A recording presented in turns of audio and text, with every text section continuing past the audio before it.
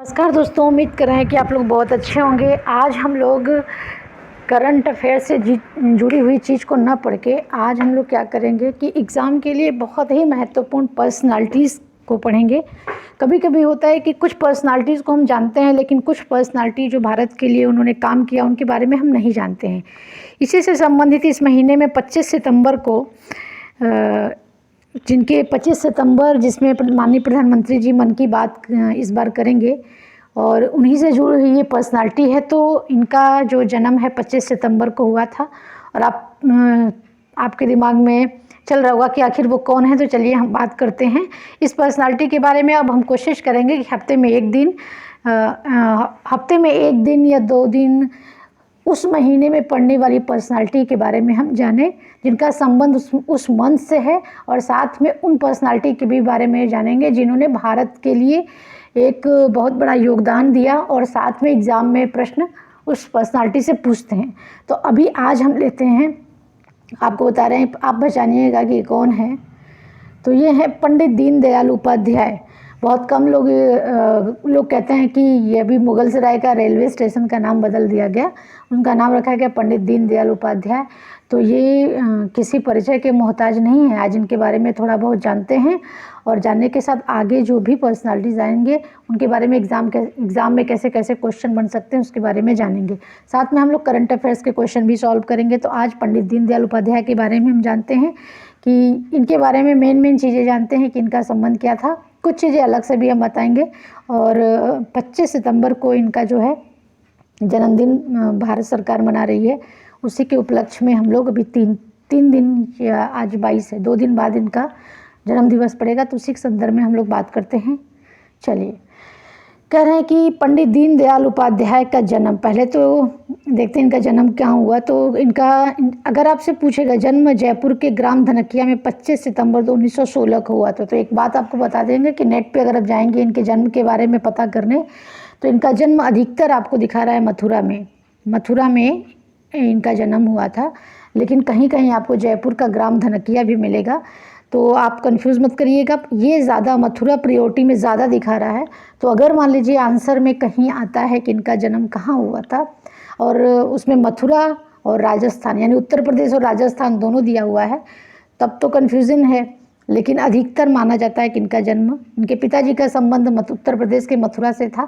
तो हर अन्य जगहों पे मथुरा दिखा रहा है, लेकिन इनका संबंध जयपुर से भी है। तो कंफ्यूज मत करिएगा। इनका जन्म कब हुआ था? 25 सितंबर 1916 में। उसमें भारत में ब्रिटिश का शासन हुआ करता था और इनका संबंध भारत के मथुरा से भी है। इनके पिताजी वहाँ पे काम करते थे और जयपुर में इनकी पढ़ाई लिखाई, राजस्थान में इनकी पढ़ाई लिखाई इंटरमीडिएट तक हुई थी। तो कन्फ्यूज़ एकदम मत करिएगा। चलिए, कह रहे हैं कि आगे अगर बात किया जाए तो ये जो है, कह रहे हैं कि 1942 में ये जिला प्रचारक के रूप में आजीवन जो है इन्होंने अपना एक सिद्धांत बनाया, उन्हीं सिद्धांत पे काम करते रहे।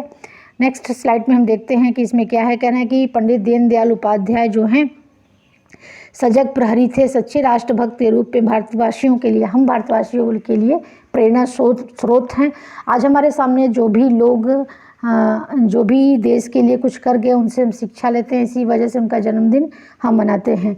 तो ये संपूर्ण भारतवासियों के लिए प्रेरणा स्रोत है। और कैसे इन्होंने कम परेशानी में, लोग कहते हैं कि परेशानी होती है हम काम नहीं कर पाते, तो कम परेशानी में इन्होंने अपने जीवन को निखारा और भारत के लिए इनका बहुत बड़ा योगदान रहा। कह रहे राष्ट्र की सेवा के लिए सदैव तत्पर रहते थे जी। इनका जीवन का यही उद्देश्य था। वे अपने, और कहा जाता है कि इन्होंने राष्ट्र की सेवा, इनका जो जीवन का उद्देश्य है, इसी वजह से संभवतः ये अविवाहित थे, यानी इनका विवाह नहीं हुआ था। इन्होंने सामाजिक, राजनीतिक, आर्थिक, शैक्षिक क्षेत्र में भारत को बुलंदियों पे देखना चाहते थे और उसके लिए जो इनसे बन पड़ता था वैसा वो करना चाहते थे। नेक्स्ट आगे क्या कह रहे हैं कि पंडित दीनदयाल उपाध्याय जी जो थे, पंडित दीनदयाल उपाध्याय जी का जो है राजनीतिक विचारक होने के साथ साथ एक साहित्यकार थे, अनुवादक थे और पत्रकार थे। आपको बताएं इनको हिंदी अंग्रेजी भाषा के जानकार भी थे और इनकी बहुत सारी पुस्तकें, रचनाएं हैं और पत्रिका में भी इन्होंने लिखा, इन्होंने कई सारे लेख लिखा। कह रहे हैं कि इनकी लिखी पुस्तकों में चंद्रगुप्ता है, भारतीय अर्थनीति की एक दिशा है, जगत गुरु शंकराचार्य, ऐसे बहुत सारे पुस्तकों का इन्होंने लिखा था। उन्होंने पांचजन्य तथा मासिक राष्ट्रधर्म, दैनिक स्वदेश पत्रिकाओं का संपादन भी किया है। तो थोड़े से नाम मैंने आपको बताया है। ऐसे बहुत सारे पत्र पत्रिकाओं, लेख के लिए इन्होंने काम किया। अपने कलम से ये भारत को एक नई दिशा भी दिए। और कहा जाता है कि आगे अगर देखेंगे, कहते हैं कि अक्टूबर 1951 में भारतीय जनसंघ की जो स्थापना दिल्ली में हुई, कहीं ना कहीं उसकी स्थापना के पीछे इनका बहुत बड़ा योगदान था। और इन्होंने कहा कि इन्होंने कई सभाओं, अधिवेशनों में महामंत्री और अध्यक्ष भी थे। और आपको बताएं कि 1968 में फरवरी का महीना था। 1968 में फरवरी में मुगल सराय स्टेशन पर इनकी बॉडी, और स्टेशन पे ये मृत पाए गए और कहा जाता है किसी ने इनकी हत्या कर दी। और जब डेड बॉडी को उठाया गया तो लोगों ने कहा रे तो पंडित दीनदयाल उपाध्याय। पूरे देश में शोक की लहर उत्पन्न होगी कि ऐसे कैसे हो गया। तो जीवन पर्यंत इन्होंने भारत के लिए काम किया। और आपको पता है मुगल सराय रेलवे स्टेशन का हाल ही में नाम बदल कर क्या कर दिया गया, पंडित दीनदयाल उपाध्याय रेलवे स्टेशन कर दिया गया। और आपको बताएं कि कांडला एक बंदरगाह है, कांडला बंदरगाह है गुजरात में, उसका भी नाम इन्होंने, भारत सरकार ने दीनदयाल उपाध्याय जो है बंदरगाह के नाम पे कर दिया। भारत सरकार ने इनके नाम से कई सारे टिकट जारी किए। और आपको बताएं कि इन्होंने कहें कि एकात्म मानववाद के लिए काम करते थे। ये इन्होंने क्या हुआ कि प्रशासनिक परीक्षा भी इन्होंने पास की थी। और बीए कानपुर से इन्होंने बीए किया था। तो पढ़ाई लिखाई में बहुत आगे थे। तो आज 25 सितंबर का जो भारत सरकार इनका जो है जन्म दिवस मना रही है, और माननीय प्रधानमंत्री जी उसी दिन 25 सितंबर को मन की बात करते हैं। और ये जो है इनको याद करने के लिए हम लोग इनको याद करते हैं और साथ में कोशिश करते हैं कि इनके पद चिन्हों पे चलें।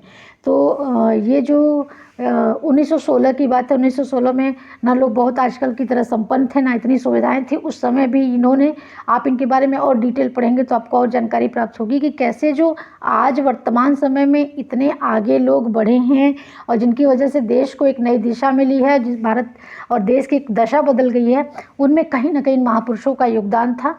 तो ये अभाव में भी बहुत आगे बढ़ सकते हैं। तो हम लोग इनसे प्रेरणा लेके हम लोग भी वो कर सकते हैं जो ये हमेशा इसका रोना न रोएं कि हमारे पास सुविधाएं नहीं हैं। हम भी आगे बढ़ सकते हैं, मेहनत कर सकते हैं। मुश्किलें आती हैं लेकिन थोड़े समय के लिए लगती हैं।